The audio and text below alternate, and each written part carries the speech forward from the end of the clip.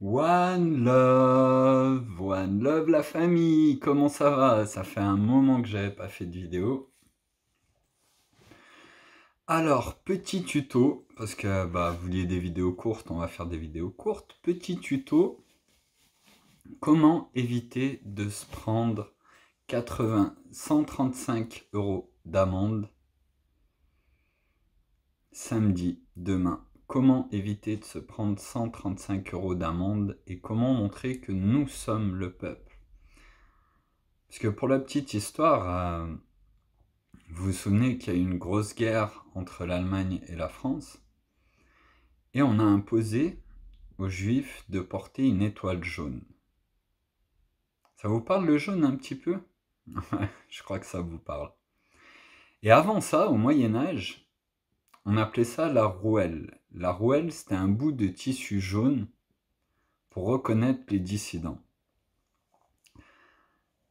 Alors aujourd'hui, nous avons toutes les solutions pour tout changer et le faire rapidement. Mais le problème, c'est qu'on n'est pas assez de frères et sœurs à avoir expérimenté qu'il est inutile d'aller se faire éborgner, se faire déchiqueter, se fracasser avec nos frères et sœurs. Mais en plus de ça, c'est le choix de chacun de devoir expérimenter, mais en plus de ça, aujourd'hui, ils vous mettent 135 € d'amende pour le port du gilet. Il y en a de plus en plus. Alors vous voyez, je l'ai pris orange parce que je suis un peu peureux. Hein, je suis un petit peu peureux, donc je l'ai pris orange. Mais comment on fait pour pas se prendre 135 € d'amende? Alors vous voyez, vous avez déjà l'outil.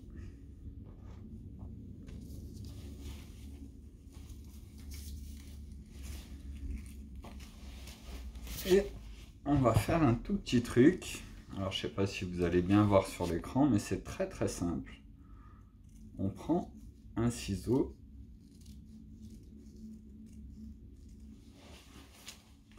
Alors, j'ai essayé de le faire comme il faut du coup.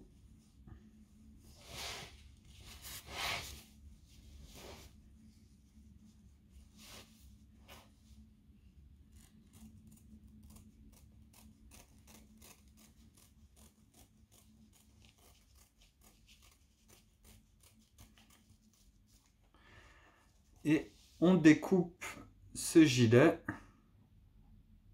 pour faire un joli cœur.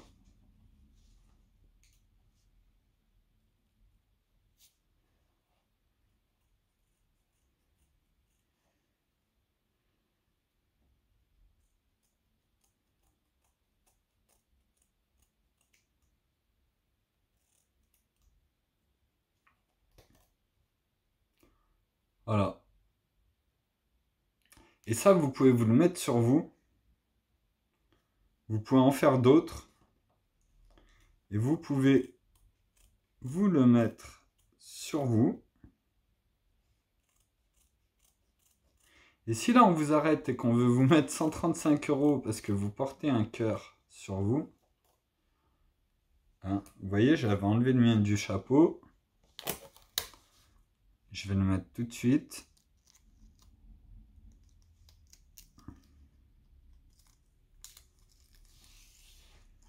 Voilà. Et là, si maintenant on vient vous dire que vous n'avez pas le droit de porter un cœur sur vous, là, on peut dire qu'on est en dictature militaire. Et ce qu'ils veulent, c'est que nous passions en dictature militaire. C'est ce qu'ils cherchent depuis le début. Et le peuple a été merveilleux parce que ce qu'on veut, c'est le meilleur pour ceux qui nous sont proches ou qui nous ont touchés dans notre vie. Ce qu'on a en nous, c'est de l'amour. Et c'est pas de la haine. Donc aujourd'hui, malgré tout ce qui s'est passé, ils n'ont pas réussi à avoir la dictature militaire. Mais là, vous voyez fleurir sur tous les réseaux sociaux des vidéos de flics qui pètent les plombs, de policiers qui pètent les plombs, qui se mettent à taper sur des mecs de quartier. Alors ça vous choque, ça vous révolte. Mais quel est leur but derrière ça? Parce que tous les frères qui vivent dans un quartier, et moi j'ai été dans un quartier quand j'étais jeune, se faire tabasser par la police, c'est régulier, c'est courant. Les flashballs avant le LBD, on les a tous connus. Donc pourquoi toutes ces vidéos fleurissent de partout sur les réseaux sociaux, à votre avis? Pour que nos frères des quartiers ils descendent rejoindre les gilets jaunes et que ça pète et qu'ils puissent passer en dictature militaire. Mais là, je fais un gros one love à tous les frères de quartier parce que je sais très bien que vous êtes beaucoup plus intelligents qu'eux et jusqu'à maintenant, vous leur avez démontré et que vous n'allez pas au casse-pipe pour rien. Du coup, un gros one love à vous. Mais surtout, y a-t-il une solution pour éviter qu'une seule, et je dis bien qu'une seule grenade soit tirée, qu'un seul tir de LBD soit tiré, et que nos frères journalistes filment nos frères CRS qui ne peuvent rien faire contre leurs frères du peuple, nous, citoyens français? Est-ce que cette solution existe? Et sans violence, est-ce que c'est possible? Oui, c'est possible, mais ça ne se produira pas demain. Ça ne se produira pas demain, pourquoi? Parce que chacun d'entre nous ne peut pas admettre une vraie solution. On a tous la colère, vous êtes tous emplis de colère, et vous en avez marre, ce qui est compréhensible, et c'est pour ça que vous descendez à Paris. Mais imaginons que demain, Paris soit entièrement vide, et que chacun d'entre nous soit avec sa famille dans un autre lieu que Paris, et célèbre ensemble la fin de cette dictature. Qu'est-ce qui se passe si Paris serait vide? C'est pas ce qui va se passer. Mais il y aurait nos frères CRS qui n'auraient aucune grenade de désencerclement à tirer, aucun tir de LBD, et nos frères journalistes qui aujourd'hui ne peuvent pas retranscrire l'information parce qu'ils sont boycottés au-dessus et qu'il y a leur emploi en jeu, comme nos frères CRS qui ne peuvent pas poser le tonfa et le bouclier parce que derrière, ils n'ont plus de travail et c'est eux qui vont être persécutés par l'institution et leur famille s'ils font ça. Donc ils ne vont pas le faire pour une petite manifestation. Et ça, il y en a beaucoup qui l'ont compris aujourd'hui. Comment on fait? S'il n'y a personne à Paris,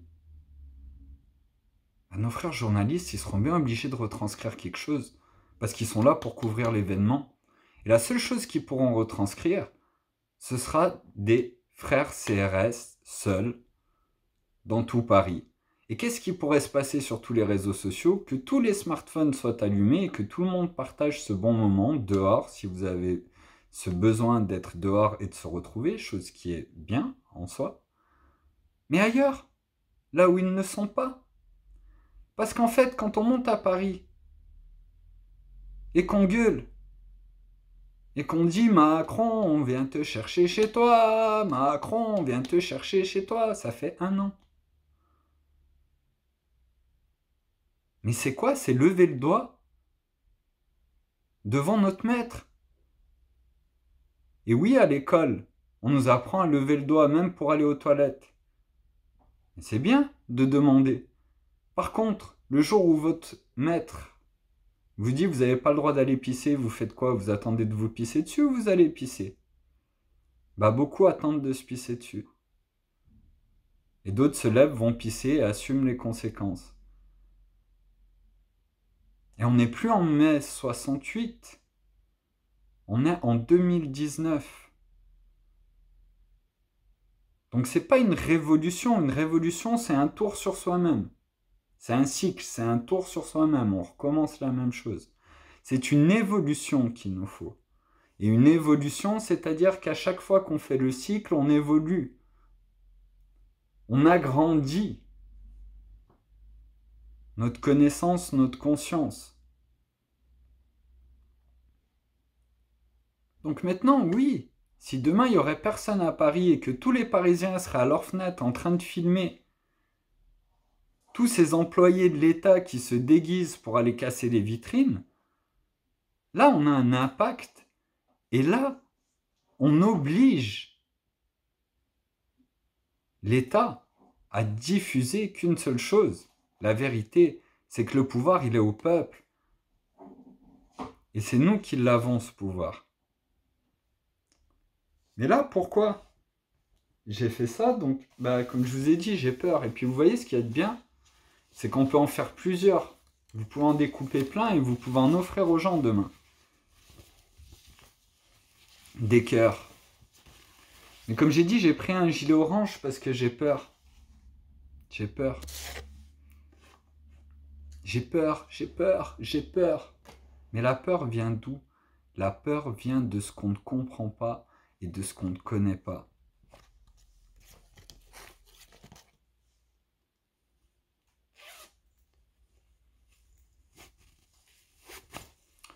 Alors je vois pas pourquoi j'aurais peur de quoi que ce soit et je vois pas pourquoi vous auriez peur de quoi que ce soit. Parce que ça, ce gilet là, ces gilets, celui-là il est jaune, vous voyez?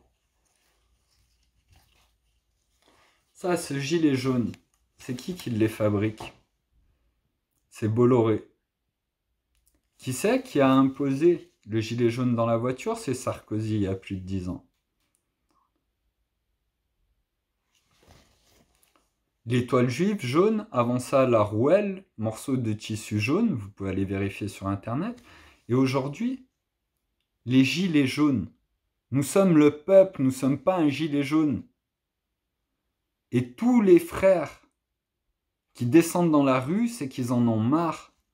Mais surtout, c'est qu'on n'a pas de solution derrière. Si on ne propose pas de solution, eux, ils rigolent en haut. Et ils continuent à nous faire nous entretuer. Alors, le gilet jaune,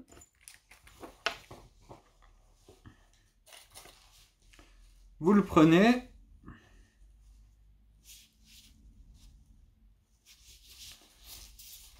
vous le pliez en deux, et après c'est très très simple. Une fois qu'il est plié, vous avez juste qu'à découper un demi-cœur.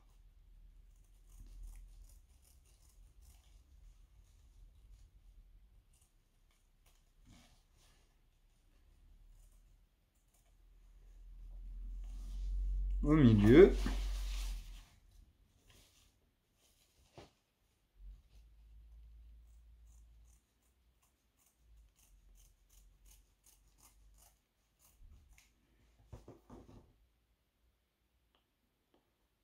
Voilà. Un autre cœur. Puis vous prenez un petit bout de scotch et vous le mettez sur vous.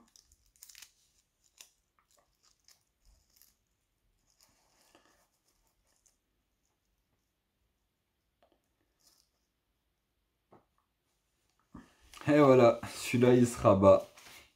Et il se rabat comment? Il se rabat comment ils aimeraient nous voir après-demain. Abattus. Sauf qu'aujourd'hui, nous avons des passionnés qui ont toutes les solutions. Donc leur bout de tissu jaune, on s'en fout. Mais si on veut éviter de se prendre 135 € d'amende,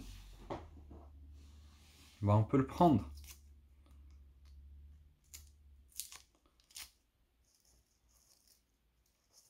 On peut le transformer en un cœur.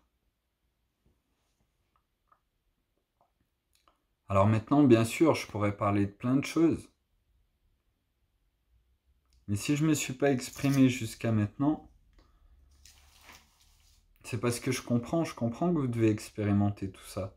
Et surtout, je ne suis pas là pour parler, pour faire des vues, et pour monter une chaîne YouTube et vous mettre des publicités dessus. Non. Par contre, à la question, avons-nous les solutions, avons-nous mieux à proposer que ce gouvernement? Oui, nous l'avons. Et nous l'avons depuis très longtemps. Nous avons des tonnes de passionnés qui désertent la France, qui partent parce qu'aujourd'hui, nous, le peuple, ne sommes pas capables de s'intéresser et de les mettre en avant constamment. Alors moi, je vous fais un gros one love. Bon courage à tous ceux qui vont aller demain sur Paris. Parce que malgré ce que je vous dis, que la solution efficace soit Paris vide et le peuple, nous le peuple, en train de faire la fête de partout en France, sauf là où ils nous attendent, et que là au moins on verrait les journalistes filmer nos frères CRS qui dépenseraient pas notre pognon, le pognon de nos impôts, à balancer des grenades, à gazer, parce qu'ils savent même pas eux ce qu'il y a dans les gaz. Vous pouvez demander à Alexandre Langlois, allez voir Alexandre Langlois ce qu'il fait. Parce que là, c'est un policier qui a pris la parole au nom de tous les policiers, de tout ce qu'ils vivent eux. Et bien sûr, personne ne l'écoute. Personne ne lui apporte son soutien. Il y a des gens aujourd'hui qui restent dans l'amour et qui prônent l'amour. Et c'est pas moi vu que je suis plus là. Mais je voudrais faire un gros one love à Olive Olive. Parce que moi j'ai regardé et vraiment merci, merci. Parce que tu mets tout ton cœur. Et tout le monde en a marre. Mais maintenant, pour que ça change, il va falloir changer nos habitudes. Il va falloir arrêter de s'auto-détruire. Parce que ce que tout le monde fait, c'est s'auto-détruire.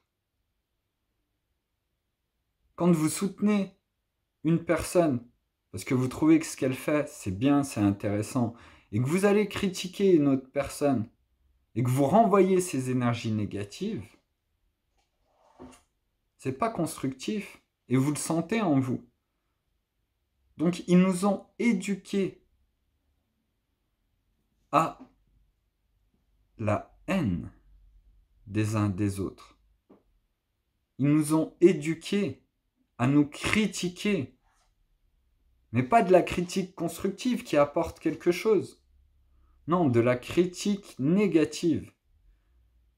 Parler pour parler. Et là, en fin de compte, ce que tout le monde fait, c'est jouer leur jeu.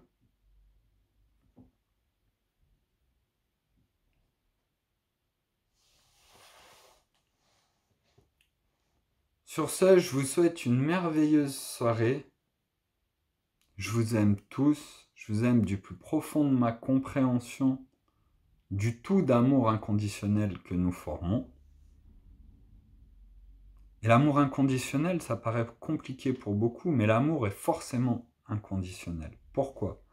Parce que quand vous aimez quelqu'un, quelque chose, au départ, quand vous tombez amoureux, il n'y a aucune condition à cet amour. Et après, ce qui vous fait souffrir dans une relation, c'est les conditions que vous mettez à cet amour. Et amour ne veut pas dire pour une personne. Vous avez de l'amour pour votre famille, pour vos frères, pour vos sœurs, pour vos amis. Mais vous n'aimez pas vos frères, vos sœurs, vos parents tous les jours de la même façon. Quand ils vous font des trucs qui vous blessent, vous les aimez moins que quand ils vous font des choses qui vous font plaisir. Donc l'amour, c'est fluctuant. Mais aujourd'hui, ce que chaque être vivant sur cette planète souhaite, c'est le meilleur pour ceux qui l'ont touché et qui lui sont proches. Donc il y en a, c'est pas les parents. Mais je peux vous garantir que même le gars qui se lève tous les matins pour aller assassiner quelqu'un, il a une plante verte, un rat, un chien, un serpent, un alligator ou une personne pour qui il ferait tout.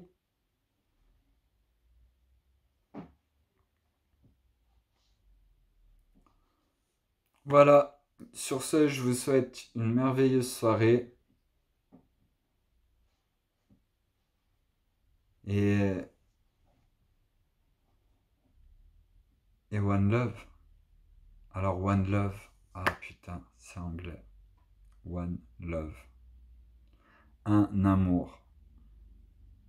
C'est compliqué, hein. À parler d'amour, c'est compliqué. Pourtant, on le ressent tous. Mais il faut que chacun comprenne une chose, c'est que le regard des gens, il est peut-être important pour beaucoup d'entre vous, mais quelqu'un qui est libre, le regard des autres n'est pas important.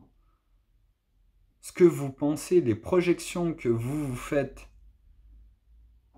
sur chaque personne, ce sont vos projections, ce sont votre réalité. Si vous cherchez la vérité, vous la trouvez. Si vous cherchez les solutions, vous les trouvez. Mais la vérité comme les solutions ont la même difficulté. Et cette difficulté, c'est quoi? C'est qu'elles nous remettent face à nous-mêmes par leur simplicité et leur efficacité. Et ça fait mal. Et tant que chacun d'entre nous ne passera pas sur ça, on n'avancera pas. On n'avancera pas ensemble. Donc que demain soit une journée merveilleuse, que chacun communique avec les autres et surtout que chacun s'intéresse. Parce que si aujourd'hui chaque personne qui croise une caméra peut dire ce que j'aimerais pour mes enfants, c'est une éducation par les lois naturelles de l'enfant, pourquoi Céline Alvarez a passé 1 an invitée par la ministre de l'Éducation belge à former des enseignants, où elle a encore un retour super positif, parce que ça leur fait plaisir, et que ça fonctionne. Pourquoi Céline Alvarez ne fait pas ça en France? Tout le monde le sait. Mais c'est surtout parce que chacun d'entre nous, nous pouvons faire ça à la maison avec nos enfants. Et vous pouvez faire ça à la maison avec vos enfants. Parce que tout est gratuit sur le site Les lois naturelles de l'enfant de Céline Alvarez. Mais maintenant, pour ça, il faut assumer. Et assumer, c'est pas suivre la masse. Un poisson qui suit le courant est un poisson mort.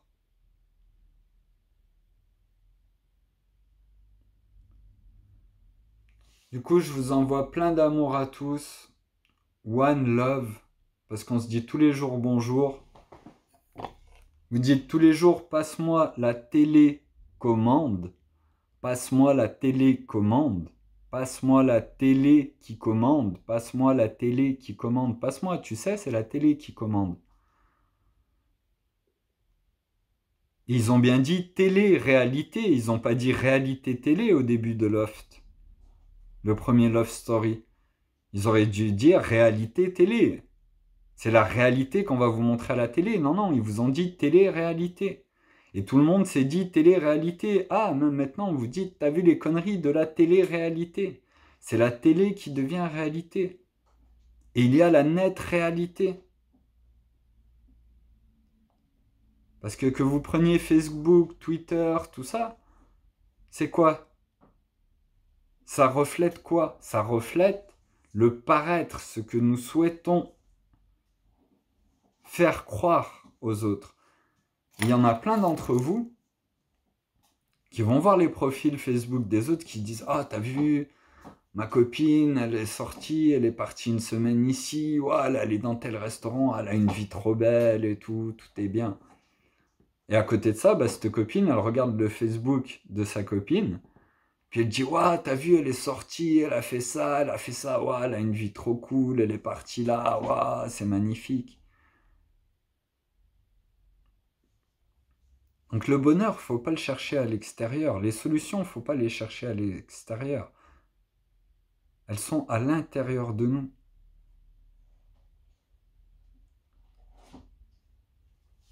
Voilà. Sur ce merveilleuse soirée, One Love, unis vers un monde meilleur. Vous avez peur de quoi? Qu'est-ce que vous avez à perdre au juste? Il ne vendait rien. Il n'attendait rien de personne. De personne! Il n'a jamais rien demandé à personne! Jamais rien! Jamais rien. Vous avez tous besoin de le démolir pour pouvoir mieux dormir la nuit. Pour vous prouver que le monde est plat et être sûr de bien dormir la nuit, c'est pas vrai.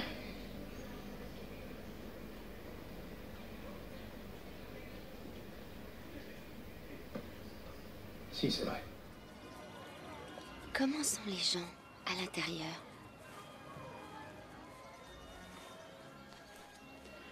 Pour la plupart, les gens ont le profond sentiment d'être séparés.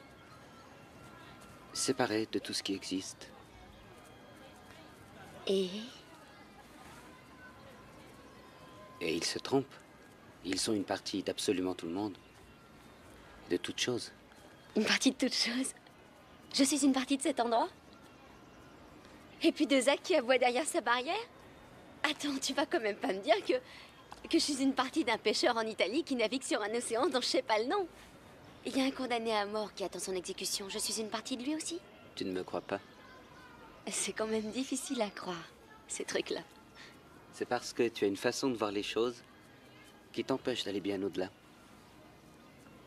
Mes grands-parents étaient pareils. Ils avaient ce même état d'esprit et se croyaient séparés de tout.